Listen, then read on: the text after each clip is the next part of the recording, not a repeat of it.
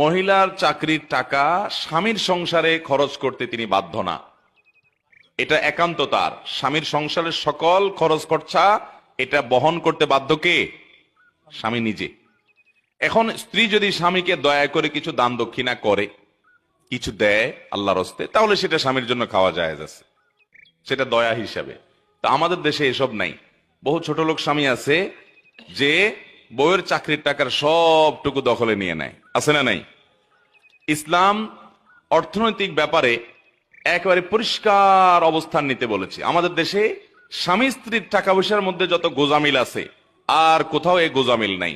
স্ত্রীর যে গহনা, এটার মালিক কে বলেন তো? স্ত্রী। বুঝে শুনে বলতেছেন? বউয়ের যে গহনা, তার যে অলংকার, স্বর্ণ, এগুলার মালিক কি বউ নিজে না স্বামী? এবার বলে স্বামী। কথা উল্টে গেছে। দেখেন, আপনারাই সন্দেহের মধ্যে পড়ে গেছেন। আমি যে গোজামিল বলছি সাধে বলছি?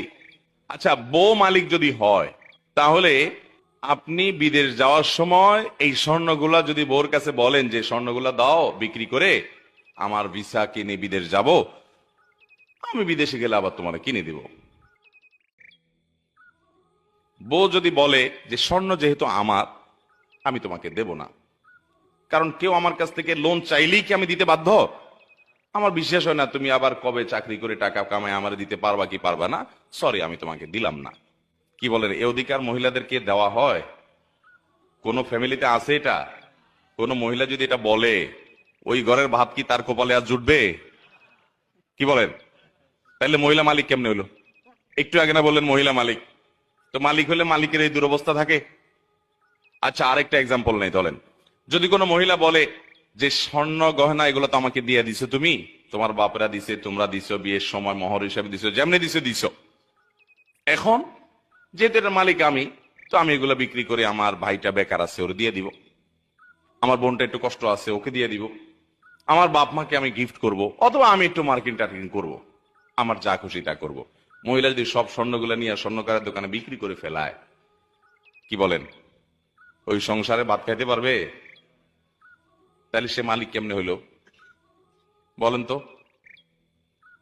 আচ্ছা, এবার আপনি বলবেন তাহলে ঠিক আছে হুজুর, তাহলে স্বামী মালিক।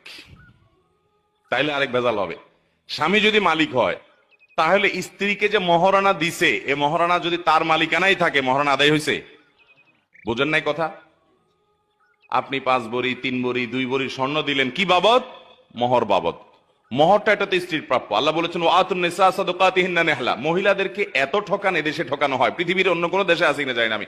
এদেশে অবশ্য ভারত বা অন্যান্য দেশে যেতে আমরা অনেক ভালো আছি, কিন্তু তারপরে আমরা এখন এজ এ মুসলমান আমরা অনেক পিছিয়ে আছি। পৃথিবীর অন্য কোনো মুসলমান দেশের সাথে তুলনা করলে আমরা এই জায়গায় খুব বাজে একটা জায়গায় আছি। মহিলাদের অধিকার আমরা নষ্ট করি, ধ্বংস করি। আল্লাহ বলেছেন ওয়াতুন নিসা সাদাকাতিহিন্না নিহলা, মহিলাদের মোহর এটা তাদের প্রাপ্য অধিকার, আদায় করে দাও।